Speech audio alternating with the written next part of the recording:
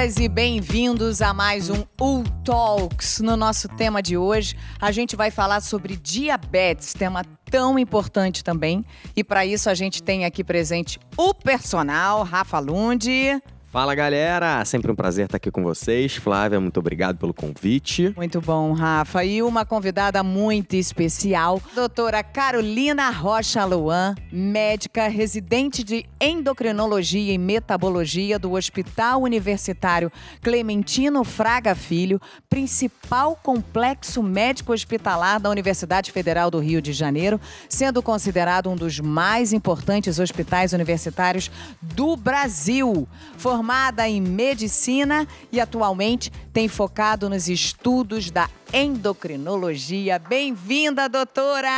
Obrigada, Flávia. Obrigada, Rafa. Estou muito feliz de estar aqui para poder falar desse assunto tão importante que é diabetes. Muito obrigada por me convidarem. Obrigada a você por estar aqui. Essa rodada nossa de U-Talks tem sido cada vez mais incrível. A gente tem conseguido trazer temas super importantes para a nossa população, para os nossos assinantes, para o nosso time, para terem acesso cada vez mais ao conhecimento. E nossa ideia aqui hoje não vai ser diferente. A gente quer desenvolver e falar sobre a diabetes. Então, primeira coisa que eu vou te perguntar é o que é a diabetes, doutora? Então, a diabetes, a gente sabe que hoje ela tem uma classificação muito ampla, mas os dois principais tipos de diabetes, né, que é importante a gente citar aqui, é a diabetes tipo 1, que é responsável entre 5 a 10%, né, das diabetes, e a diabetes tipo 2, que é a diabetes mais prevalente que a gente tem hoje em dia. A diabetes tipo 1, ela é uma diabetes, assim, autoimune, digamos assim. Então, a pessoa ela já tem um anticorpo ali, geralmente é mais comum em crianças e adolescentes, mas hoje em dia a gente sabe que isso está mudando, tem muito paciente adulto abrindo diabetes tipo 1, mas é uma diabetes autoimune. Então, você tem um anticorpo no seu corpo que ataca as células do corpo que produzem sua insulina, que são as células no pâncreas. E você já nasce com ela por uma questão hereditária? Isso, você nasce com esses anticorpos, não necessariamente desde bebê você vai desenvolver essa diabetes, porque ela precisa de um fator ambiental para dar um trigger. Na verdade, ela precisa de um start, né? Muitos pacientes, até pós-Covid, começaram a ter a diabetes tipo 1, abrir o quadro mais velhos, porque faltou esse fator, né, ambiental, que foi a infecção viral do Covid. Então, a diabetes tipo 1, você tem esse anticorpo ali, que não necessariamente ele vai agir desde bebê, você pode abrir o quadro com 11 anos, 12 anos, mas fato é que é um anticorpo que vai atacar as células do pâncreas que produzem insulina. Então, é uma deficiência da insulina. Gente, o Covid realmente, né, ele devastou a população não só durante a existência dele, mas com as sequelas que ele deixou para a população, né? A gente vê paciente diabético com 70 anos abrindo quadro de diabetes tipo 1 mesmo. Você dosa o anticorpo dele e ele tá lá com anticorpo positivo e faltou só aquela infecção viral para abrir aquele quadro. Diferente da diabetes tipo 2, que é a diabetes 90% da população, assim, dentro dos tipos de diabetes, né? Que é uma diabetes onde não é que você tenha falta da insulina, você tem resistência à ação dela. É uma diabetes genética, né? Então, se você tem uma história familiar forte, isso já traz um risco maior de desenvolver a diabetes, mas ela precisa do fator ambiental. Se você não for uma pessoa que faz atividade física, que não se alimenta adequadamente, e você já tem aquele fator genético, né, que te dá essa predisposição, você tem chance mais alta de se tornar esse diabético tipo 2. Mas é uma diabetes que não é pela falta, é pela resistência da ação da insulina no corpo. Opa, peraí então que a gente vai falar dela aí. Já entramos até na atividade, na alimentação, mas Sim, eu vou voltar tudo importantíssimo, fundamental. Né? Vou voltar um pouquinho. Hoje, nossa população, que a gente tenha diagnosticado, qual é o percentual hoje da nossa população? Então, a maior parte da população, a gente sabe que o Brasil é o 5º país do mundo, né, em relação a ranking de diabetes. O Brasil está em 5º lugar. 5º país do mundo. Lá Isso. vai mais um ranking nosso. Em prevalência aí de diabetes. Negativo. E, assim, a diabetes mais comum na população é a diabetes tipo 2. Porque é a diabetes que está muito relacionada com o estilo de vida. E a gente sabe que hoje em dia o estilo de vida principalmente, né, da modernidade, é um estilo de vida mais sedentário, mais corrido, né, de alimentações mais fast food. Então, está muito associado com o estilo de vida diabetes tipo 2. Por isso até que é uma diabetes mais prevalente, né? A diabetes tipo 1, ela, por ser autoimune, ela não está tão relacionada com o seu estilo de vida. Ela está mais relacionada com a sua autoimunidade do seu corpo, se você tem ou não aquele anticorpo. Você nasce com isso. Sim. A diabetes tipo 2, não. Você pode ter uma pessoa na sua família que é diabético e não necessariamente você vai virar diabético. Se você se cuida, se você come direito, se você se exercita, você pode nunca ter essa diabetes tipo 2. Nunca desenvolver essa resistência à insulina. Entendeu? Quais são, assim, os sintomas que uma pessoa que tem diabetes, ela tem? Para quem está em casa ouvindo a gente, opa, será que eu tenho isso aí? Quais seriam os sintomas? Só pelo exame de sangue é que a gente consegue detectar? Assim, a diabetes, ela geralmente é assintomática, a não ser que você esteja com a glicose muito alta e ela esteja descontrolada e você não sabe. Que a gente fala que é a doença silenciosa, né? Que é perigosa, né? Perigosa. Claro, se você tá vendo... Posso só fazer um adendo aqui? Porque a gente começou a falar muito de insulina e tal, agora entrou no lance da glicose. A insulina, né, o hormônio responsável, liberado pelo pâncreas, que, entre aspas, né, tira a glicose do sangue e joga para os tecidos. Então, o que acontece quando você não tem insulina, no caso do diabetes tipo 1, ou quando você tem algum tipo de resistência à insulina, é que você não tem essa retirada da glicose do sangue para os tecidos e, como consequência, a sua glicose sanguínea aumenta e isso vai gerar uma série de repercussões. Né? E aí, Carol, continua, por favor, falando que né, essa elevação da glicose. Então, o paciente, quando ele está em franca diabetes, assim, descontrolado, o que chama atenção, né, no quadro clínico? Se ele está urinando muito, se ele está sentindo muita sede, muita fome, está emagrecendo rápido, paciente que abre uma ferida no pé ou em qualquer lugar do corpo, que está tendo uma dificuldade de cicatrizar. Isso tudo tem que chamar a atenção da pessoa, que às vezes ela pode estar com um nível de glicemia elevado e ela pode ser uma paciente diabética. Os 3 pilares, assim, da diabetes tipo 1 que a gente gosta de falar, que é o que quando a gente bate o olho numa criança e ela está com muita sede, urinando muito, perdendo muito peso, comendo muito, apesar de estar perdendo peso, né? A gente tem que ficar atento que ela pode ser uma criança diabética. Então tem que dosar uma glicemia, fazer um exame de sangue, procurar um médico para ver se esse não é o caso. E no caso, perdão, da criança diabética, é só o tipo 1? Não, hoje em dia a gente tem muita criança, por conta da obesidade infantil, né? Com diabetes tipo 2 também. Tenho visto muito com essa comida industrializada, esses biscoitos, sucos preparados, tudo muito açúcar, né? Muito carboidrato simples, muita gordura. E o sedentarismo, né? A gente tem que estimular desde cedo as crianças a praticar atividade física, porque elas tendem a ficar mais sedentárias, né? Porque tudo hoje é na tela. Fica no computador, fica no celular, fica fazendo tudo bem. Agora tem o TikTok, tem a dancinha, né? Ainda se move um pouquinho. Mas mesmo assim, as crianças, elas tendem a ficar mais paradas dentro de casa. Então, eu acho que o mais importante a gente tem os critérios de você fazer o rastreio de diabetes, que a gente sabe que a partir de 45 anos, todas as pessoas têm que ir no médico fazer um exame de sangue para rastrear a diabetes. Então a praxe é isso. Ó, aí o que você trouxe pra gente, porque eu acompanho uma vida inteira, né? E graças a Deus eu tenho acesso, porque eu tenho um histórico de diabetes forte na minha família. Por parte de mãe, por parte de pai. E eu mesmo, com a minha vida saudável, alimentação saudável, as minhas taxas estão sempre ali no limite. É uma loucura. E então eu já há muito tempo, desde os 30, assim, eu faço para acompanhar, mas a regra, então, geral é a partir de 45, todo mundo deve fazer exame. Isso, a Sociedade Brasileira de Diabetes, ela preconiza que a partir dos 45 anos a gente faça um rastreio de diabetes, né? Então a pessoa tem que procurar o médico, fazer um exame de sangue. Mas se você já tiver um sobrepeso ou uma obesidade associada a outros fatores de risco, quais são esses? Se você tem já um histórico familiar positivo de parente de primeiro grau, mãe, pai, irmãos com diabetes, e você já é uma pessoa com obesidade ou sobrepeso, você também tem que fazer esse rastreio independente da idade. Se você tem uma história já prévia de diabetes na gestação, por exemplo, e você é uma pessoa obesa ou com sobrepeso, você também tem que fazer esse rastreio independente da idade. Onde aí que a obesidade e o sobrepeso vem a prejudicar? Vamos traduzir para quem está em casa, quais são os fatores prejudiciais para o corpo? Então, a obesidade e o sobrepeso, né, principalmente a obesidade, é o fator de risco mais importante para desenvolver diabetes, né?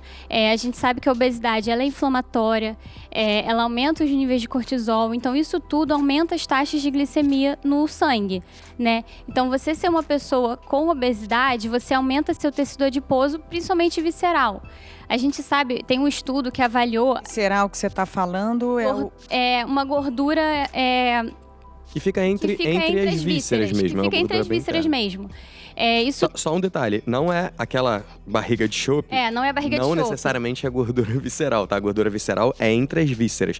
Então, a gordura subcutânea, que é essa que a gente vê mais, ela não é a mesma coisa que visceral. Então, não é só porque você tem uma barriga acentuada que obrigatoriamente você tem gordura visceral. E mesmo sendo magro, você pode ter um elevado nível de gordura visceral. Exatamente. Então, assim, não há uma correlação É o falso magro, né? Às vezes a pessoa é magra, mas ela tem um nível de gordura visceral aumentado. Porque foi-se por água abaixo, né? Cada vez mais tem ido que a pessoa magra e a pessoa saudável necessariamente não, Não, né? necessariamente não, porque ela pode ter um nível de gordura maior do que de massa muscular, né? Exato. Então, a gente sempre tem que ficar atento. E a obesidade é uma pandemia, né? Mundial hoje em dia. Por ela ser o principal fator de risco de diabetes, a gente tem que evitar ao máximo, né, a obesidade e sobrepeso, acho que até principalmente nas crianças. Eu gosto de falar assim, que se a gente ensina as crianças a escovar os dentes como um hábito, você chega na vida adulta, você não consegue dormir, acordar sem escovar os dentes. Mesma coisa com atividade física. Então você tem que ensinar aquela criança que aquilo ali é necessário, porque vai se tornar um hábito na vida adulta, né? E combater a obesidade é combater, consequentemente, a diabetes. A gente falou sobre isso, sobre criar o hábito, e a gente teve um Talks falando até sobre o poder do hábito, que existem algumas grandes variações até de estudos e de tempo para se tornar um hábito, mas é uma necessidade. A gente tem que ter a atividade física inserida na nossa vida, exatamente como você disse, como um escovar o dente, como um se alimentar, como um tomar banho. Você lembra desse o Talks que a gente falou? Lembro. Só complementando, né, Carol, ela começou ali falando da inflamação, que é algo que é muito comum, né, na obesidade. Segunda coisa é que é muito comum que o obeso não faça exercício, então o sedentarismo. E número 3, sim, né, o excesso de ingestão energética. Isso aumenta as chances dele ter diabetes, ou seja, ter elevação da glicemia. Glicemia nada mais é do que aumento da glicose no sangue. Mas aproveitando então a deixa, como é que o exercício pode atuar nisso tudo, né? Qual é a ideia do exercício? Falei já que a insulina é o hormônio que ajuda a trazer a glicose do sangue para dentro da célula. Só que quando você faz exercício, você também tem um estímulo interno de uma substância chamada GLUT4, que ela também se aproxima da membrana da célula para ajudar a trazer a glicose para dentro. Então, você tem um segundo mecanismo, que não é só através da insulina, que é o estímulo, né, de você realizar um exercício, auxilia em retirar a glicose do sangue através desse mecanismo do GLUT4. Então, por isso que o exercício é tão importante nesse sentido e por isso que ele é adjunto no processo de tratamento ou prevenção da diabetes, independente de ser tipo 1 ou tipo 2. Ou seja, o exercício entra para ajudar a tirar esse açúcar que ficaria no nosso... Isso, a controlar os níveis, né, e melhorar a sensibilidade à insulina. Isso, de forma aguda é isso, é colocar a glicose para dentro. De forma crônica é diminuir a inflamação, melhorar a resistência à insulina, ou seja, aumentar a sensibilidade da insulina. Então, a gente tem que olhar tanto do ponto de vista de quando eu fiz um exercício, quanto do ponto de vista do que acontece através do tempo que eu me adapto. E isso faz com que eu melhore também. Então, são 2 pontos importantes aí. Primeiro número 1. Número 2 todo o processo de adaptação que ele gera. Então, de melhora de metabolismo e tal. Sensacional. Então, olha só, até para relembrar, porque quando a gente foi montando essa rodada aqui de Talks, a gente resolveu falar de temas muito relevantes e importantes, presentes na vida dos nossos brasileiros, mas nem sempre sabida por todos.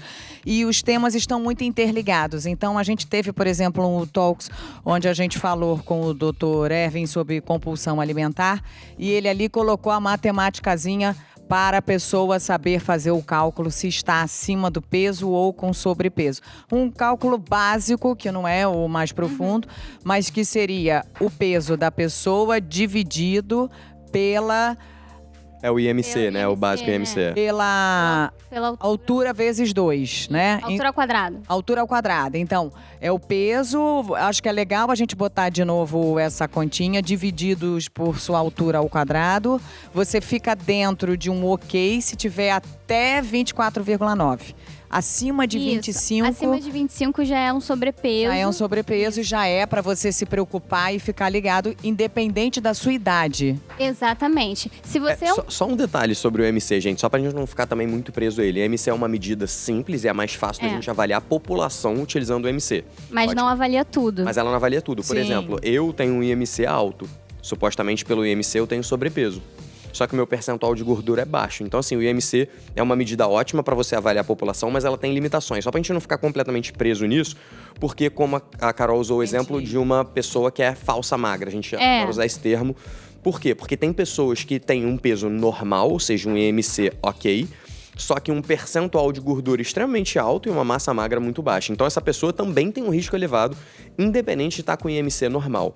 Então, só pra porque gente chamar atenção o que IMC leva o peso, Entendi. né? E aí, só o exame de sangue é quem de fato comprovaria. O exame de sangue vai te dar informação sobre se você tem problemas, taxas. As suas taxas e tal, mas a melhor maneira de você saber como é que tá, se você tá acima do peso, sobrepeso efetivamente ou não, é você saber quanto de gordura você tem. Então, você tem um percentual de gordura acima de 30, 35, você já tá, né, com um percentual de gordura elevado, 40 então, né, pra cima, nem se Mas fala. um percentual de gordura a gente só faz através de um endocrinologista, com a medição. A gente não tem isso num SUS da vida. Não, é muito.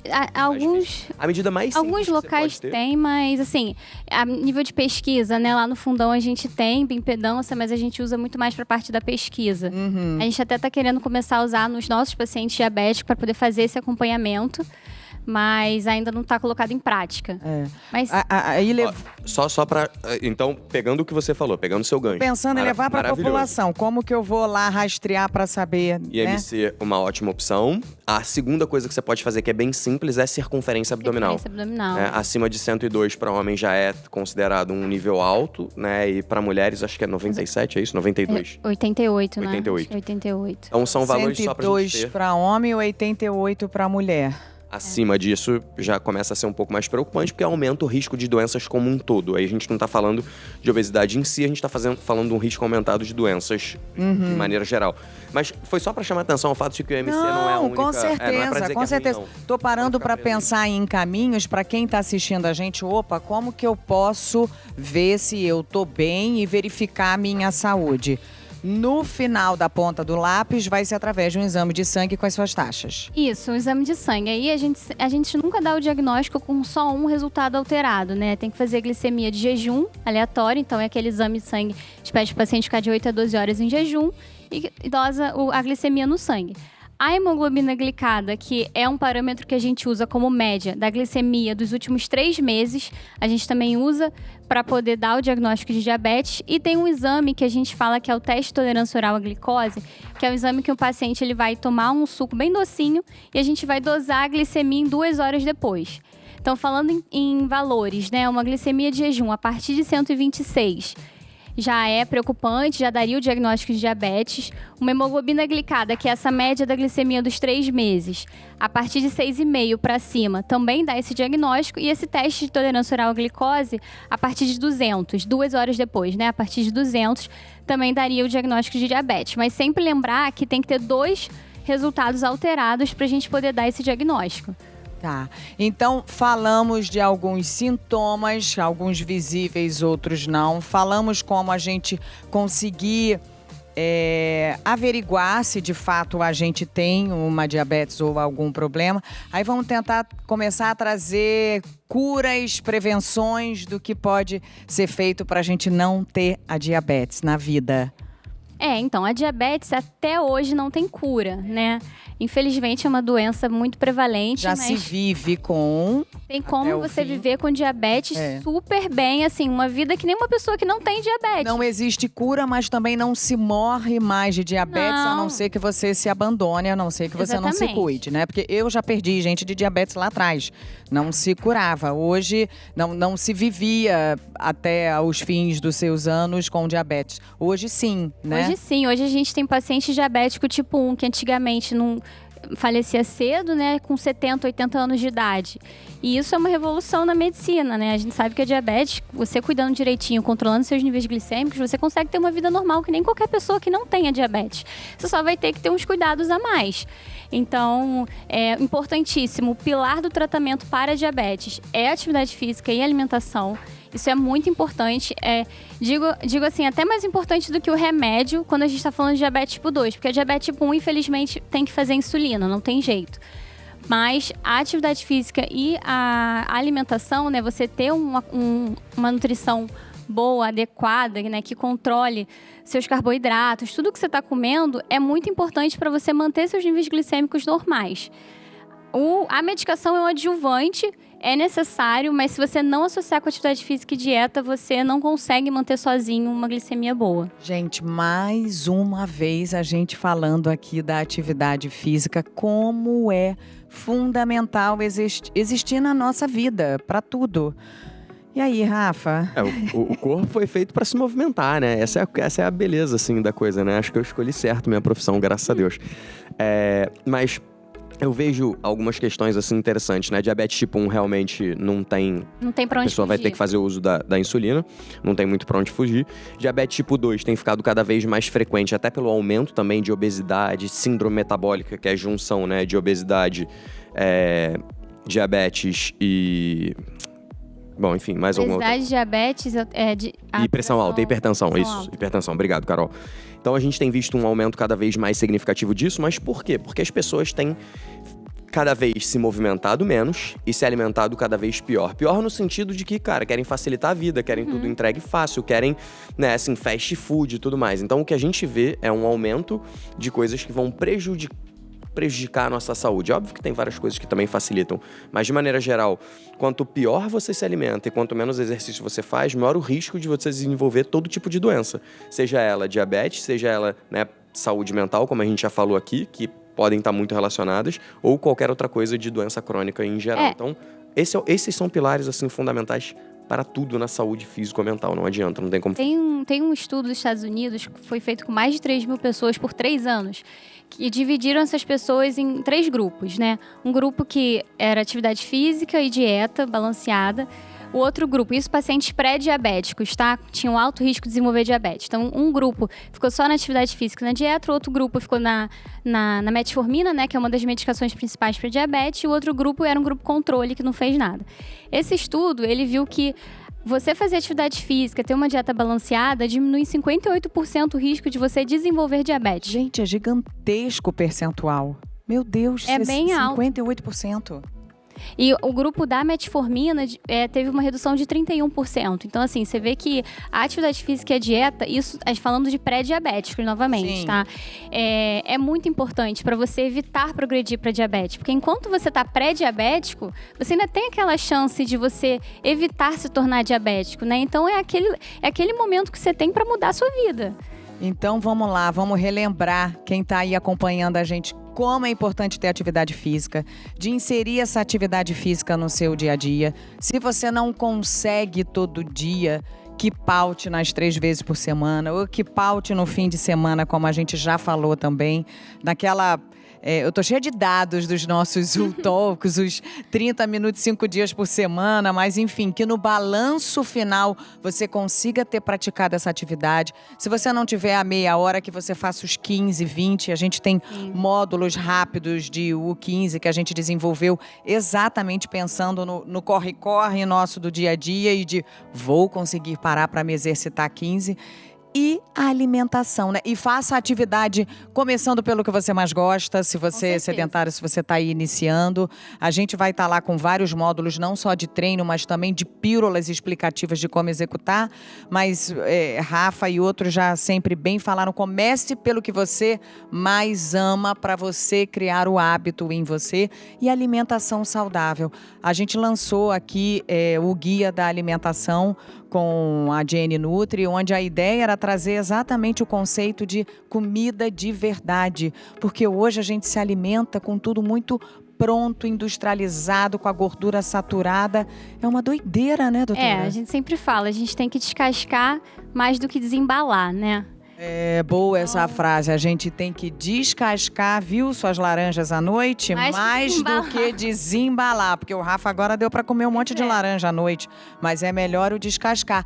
E a gravidez, a diabetes na gravidez, quando você desenvolve? O porquê e como evitar? Então, a diabetes na gravidez, que a gente chama de diabetes gestacional, toda grávida, né, no primeiro trimestre, faz o exame de sangue para poder fazer esse rastreio.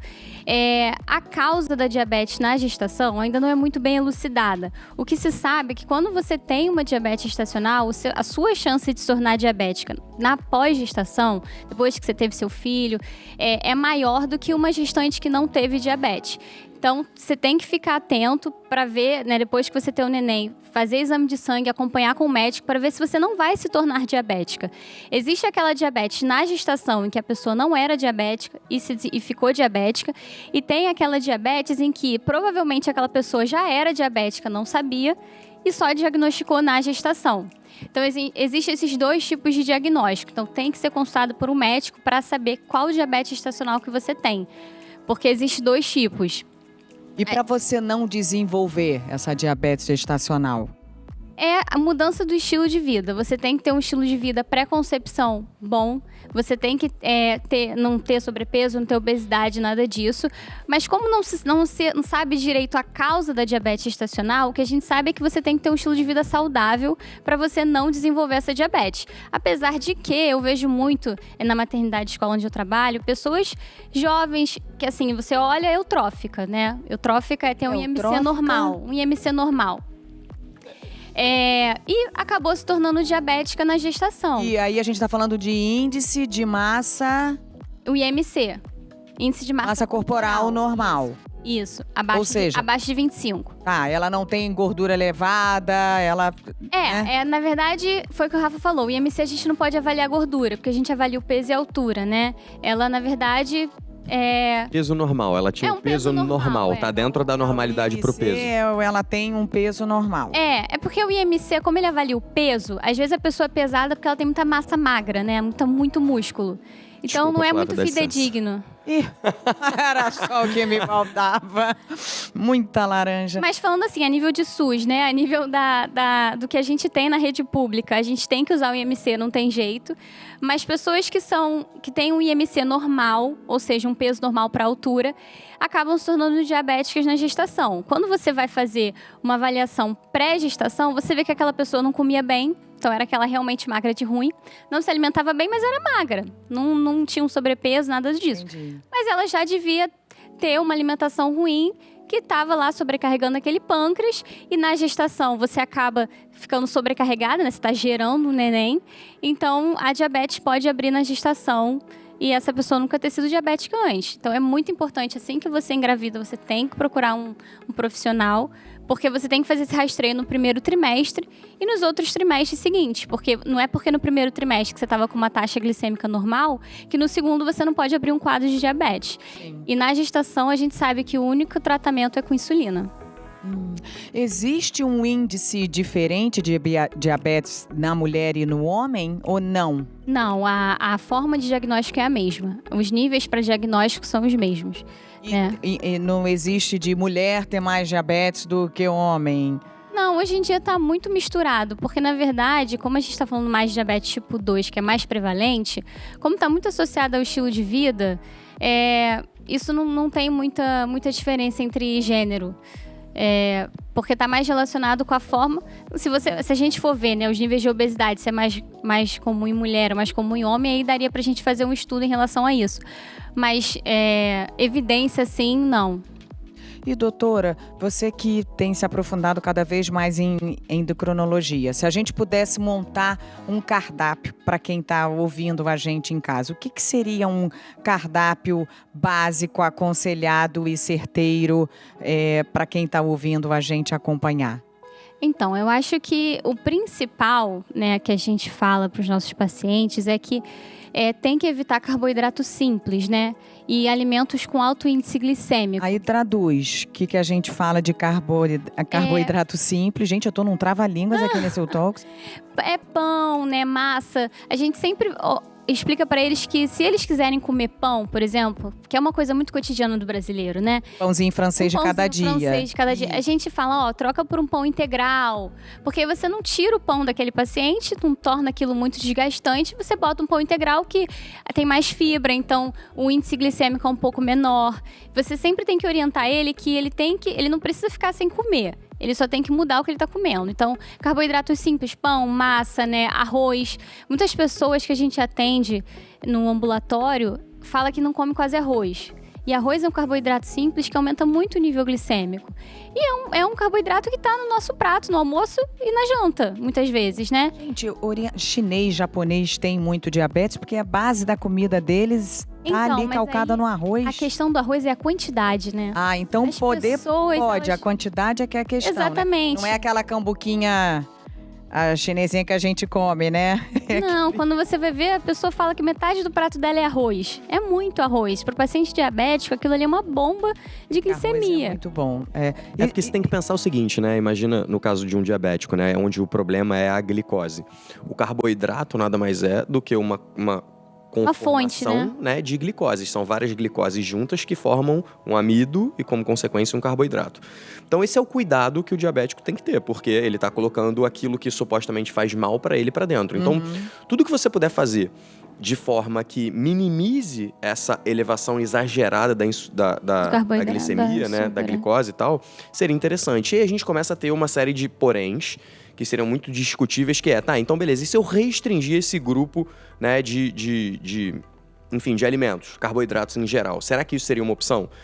É uma das estratégias utilizadas durante muito tempo, nem foi aceita pela ADA, né, que é a American Diabetes Association, só que recentemente a ADA incluiu, né, esse tipo de estratégia, que seria low carb, como uma das opções para quem tem diabetes. Então, mais uma vez, né? Sempre eu preciso olhar individualmente quem é o sujeito. Tem que ser personalizada a dieta, né? Para cada pessoa vai ser diferente, porque você tem que ter um cuidado também, né? Nem sempre essa vai ser a melhor estratégia, dependendo de cada uma das pessoas. Mas fato é que tem que haver algum tipo de controle. Tem que ter uma restrição de carboidrato, Ou seja, a última vírgula que eu ia fazer era o seguinte, que, cara, a gente fala às vezes em carboidrato, a pessoa pensa na banana, ela pensa no arroz, só que ela esquece... Pensa no doce, né? Na bala. Ela esquece do doce, da bala, ela esquece do hambúrguer que ela come, que é uma junção de carboidrato com gordura, que na maior parte das vezes o problema tá aí. Essa pessoa tem diabetes tipo 2 porque ela elevou o peso, porque ela não faz exercício, e ela acha que, o problema é a banana que eu vou comer. Cara, desculpa, não é. Não é, o problema tá muito mais embaixo. Então, só para trazer um pouco desse olhar mais amplo, que não é só olhar para um ponto, mas é olhar para o contexto. Na maior parte das vezes envolve, né, redução dos níveis de atividade muito próximo a zero e uma alimentação extremamente descompensada. E às vezes a pessoa nem sabe que ela tá comendo muito carboidrato. Às vezes ela tá beliscando e ela inconscientemente não repara que é aquilo que tá alterando a glicemia dela. Por isso que é importante fazer um diário alimentar, né? Só anotar tudo que ela tá comendo para ela conseguir enxergar aonde que ela tá errando. Um diário alimentar e a informação também, né, doutora? Porque aquilo a gente sabe, mas tem muita gente que, por exemplo, não sabe que o arroz tem o carboidrato, que acha que é só na massa e na batata. Tem muita gente que acha que também o pão integral vai estar liberado porque é integral, e também não é essa a matemática. Então, a falta de informação. Tem gente que troca o pão francês pela tapioca, que é a mesma coisa, as pessoas não sabem. Que é quase que a mesma coisa. Então, assim... Essa é uma legal. Essa é uma que a gente até já falou com a Jenny, né? As pessoas acham que, mas é tapioca, é mais saudável, é X, é Y. Cara, tudo bem, mas ela continua sendo um carboidrato. Para essa pessoa, essa mudança não vai fazer a menor diferença. Então, agora concordando totalmente com você, cara, conhecimento é o que vai te dar liberdade para fazer as melhores escolhas. Esse é o ponto. Então, eu já sei que isso aqui é um carboidrato X, eu já sei que isso aqui é uma proteína, eu já sei que isso aqui é um lipídio. Tá ótimo. Então, vou optar para ir mais por esse lado. Certamente essa é a questão. É engraçado que quando você pega um diabético tipo 1, que tem diabetes desde criança, quando você pega ele na fase adulta, ele entende tudo. Domina já o assunto. Ele é muito melhor controlado do que o paciente diabético tipo 2 que abre depois de mais velho. Lógico. Porque ele já tem todas essas informações desde novo, então ele cresceu com aquilo. Gente, a informação é poder. A gente ter acesso à informação é poder. Olha, eu vou levando aqui para o final o nosso Talks, nossa conversa. Posso fazer a última pergunta? Por favor. Última pergunta. Eu não deixo a Flávia terminar. A gente falou... A vontade é não terminar, entendeu? A gente falou um pouquinho de exercício e tal, só acho que vale a pena a gente tocar em um ponto. Existe alguma forma melhor de exercício? Alguma preocupação que a gente tem que ter do ponto de vista de exercício para quem tem diabetes?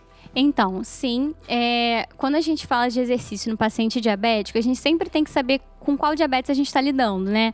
Então, o diabético tipo 1 que usa insulina, é muito importante a gente saber a hora do dia que ele faz essa atividade física, porque a gente sabe que se ele praticar atividade física depois que ele aplica a insulina, por exemplo, independente da atividade física, claro, o aeróbico ele traz mais hipoglicemia, ele consome mais a glicose mais rápido do que o exercício de resistência, né? Mas como ele aplica aquela insulina, a gente tem que saber quando que é essa atividade física para ele não ter o risco de fazer hipoglicemia durante a atividade física, que é perigosíssimo. Ou seja, de sentir aquela queda de pressão, Exatamente. Né? Então, cada paciente diabético tipo 1 tem que ter orientação médica para poder falar assim, eu vou fazer atividade física depois do almoço. Então, tem que ajustar aquela dose de insulina. Ele tem que sempre medir a glicemia antes de fazer atividade física para ver quanto que está aquela glicemia, porque se tiver baixa, ele tem que ser orientado a comer alguma coisa antes de praticar atividade física, porque esse paciente é o que tem mais chance de fazer hipoglicemia durante a atividade física. O diabético tipo 2, ele não tem tanta chance de hipoglicemia, então ele não fica tão preso a essa questão do horário. Mas a gente sabe que, idealmente, se ele puder fazer atividade física depois de se alimentar de alguma refeição, café, almoço ou janta, é o melhor horário. Por quê? Porque ele vai estar com o pico lá da alimentação, então ele vai ter bastante energia para poder queimar, né, durante a atividade física. E por mais que ele faça, né, tenha uma chance de hipoglicemia, ele não tem tanta. E o Rafa vai saber dizer melhor do que eu. O exercício de resistência, ele dependendo da intensidade, né, ele pode até trazer uma hiperglicemia, não é? Um HIIT. Depende da intensidade. A intensidade do exercício é um dos fatores que alguns estudos já mostraram que varia muito de pessoa para pessoa. Algumas pessoas têm uma elevação da glicose. Olha que louco. Eu faço exercício e a minha glicose sanguínea aumenta um pouco. Sim. Enquanto outras modalidades não. Então esse é o cuidado que você tem que ter, sim, fato. Isso não significa que um diabético não deva fazer. Pelo contrário, deve fazer. Só deve ficar atento a essa resposta. Por que que isso acontece, né? Um exercício que a gente chama de aeróbico, ele é dito aeróbico porque ele usa uma via de produção de energia, né, que é uma via oxidativa. Como consequência, essa via oxidativa, ela usa muito mais oxigênio como fonte de energia. A via glicolítica usa mais glicose como fonte de energia. Então, essas mudanças no metabolismo afetam também a resposta ao exercício. Então, especialmente para um diabético tipo 1, eu preciso ter um olhar um pouco mais diferenciado, mas na maior parte das vezes eles já se conhecem. Eles já se conhecem. Muitas vezes eles já sabem se a glicose subiu ou não fazendo o exercício. Então, eu, quando atendo cliente com diabetes, especialmente quando é diabetes tipo 1, cara, ele sabe muito mais do que eu. Só de você perguntar, ele já sente, a glicose tá alta ou a glicose tá baixa. Esse paciente normalmente já se conhece. O diabético tipo 2, ele, por um lado, ele é mais difícil, porque ele não se conhece, muitas vezes ele não faz ideia de nada, ele não sabe quais são os sintomas de uma glicose muito alta ou de uma glicose muito baixa, porque com ele pode acontecer as duas coisas, dependendo da medicação e tal. E muitas vezes é uma pessoa que normalmente é desregrada. Só que no diabético tipo 2, o meu problema em relação ao exercício é menor. Porque não há essa variação tão grande. Ele não tem tanta variação, ele tem menos tendência a fazer hipoglicemia. Uma coisa que eu acho importante falar também é que o diabético tipo 2, principalmente se ele é um diabético que não está bem controlado, se ele já tem sequelas da diabetes, por exemplo, se ele já tem uma alteração de sensibilidade nas pernas, ou se ele já tem alguma alteração nos olhos, né, dos vasos dos olhos, ele tem que tomar uns cuidados a mais durante a atividade física. Se ele tem alguma sensibilidade na perna, ele tem que estar com um sapato confortável, ele tem que evitar exercícios de impacto para não abrir ferida, ainda mais se ele já tiver alguma ferida aberta, então esteira, né, fazer corrida de grande impacto, tem que evitar. Porque se ele piorar aquela ferida, se ele abrir aquela ferida, se ele não estiver bem controlado, as chances de infecção é muito alta e aí é só ladeira abaixo. Então a gente sempre tem que estar orientado em relação a isso, com que paciente a gente está lidando, né? Por isso que é bem individualizado. O tratamento do paciente diabético depende do seu paciente. Depende se ele é bem orientado, se ele não é, se ele tem complicação, se ele já não tem. Então, é muito importante ele procurar um médico para poder orientar ele e um profissional de educação física também, né? Que vai poder orientar direito também. Doutora Carol, maravilhoso. Sempre muita informação, né? A gente fica aqui em ebulição, eu aprendendo muito, a gente tentando levar para quem está assistindo, para quem está em casa.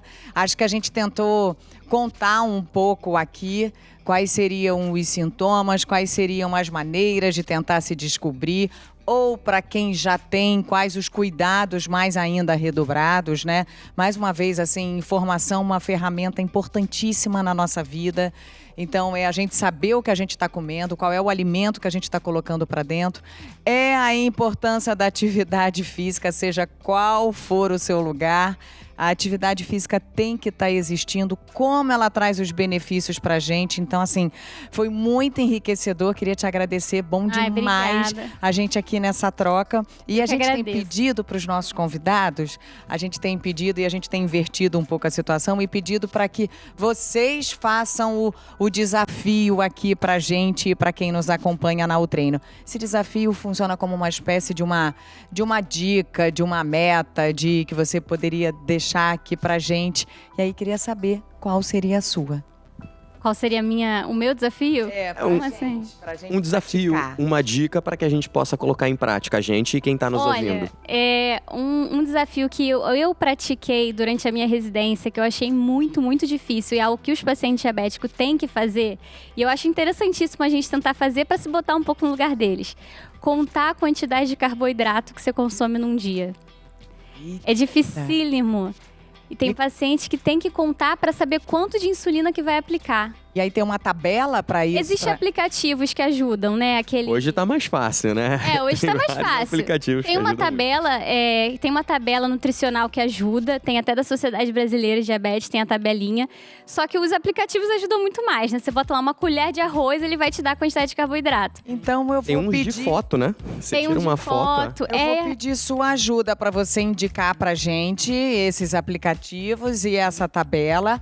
Vamos ingressar nesse desafio da doutora e fazer uma contagem aí, então, diária, pra gente ter noção do quanto a gente... É bem difícil. Tá Quando você vê, você já comeu e já esqueceu de contar. Então, vamos embora lá tentar praticar por quanto tempo? Pode ser por um dia. Por um dia. Só pra ver se... Então tá, então vamos lá. Doutora, aproveitando, quer deixar uma indicação, além do seu @, de algum outro lugar onde as pessoas possam acessar e se informar ainda mais com todo o seu conhecimento? Olha, a sociedade, como eu falei sempre, na Sociedade Brasileira de Diabetes, ela tem um material muito interessante, foi atualizado esse ano. Então, é um material com informações interessantíssimas sobre a diabetes, está super completo, está sempre em atualização. Eu acho que se as pessoas quiserem procurar informação sobre diabetes, lá é o melhor local, assim, que a gente tem. Maravilhoso. E vamos deixar o seu @ e agradecer mais uma vez. Espero que você aí de casa tenha gostado, tenha se informado ainda mais, que não deixe de estar praticando aqui com a gente na O Treino, de estar se informando no guia, porque estamos juntos e esperamos vocês para o nosso próximo O Talks.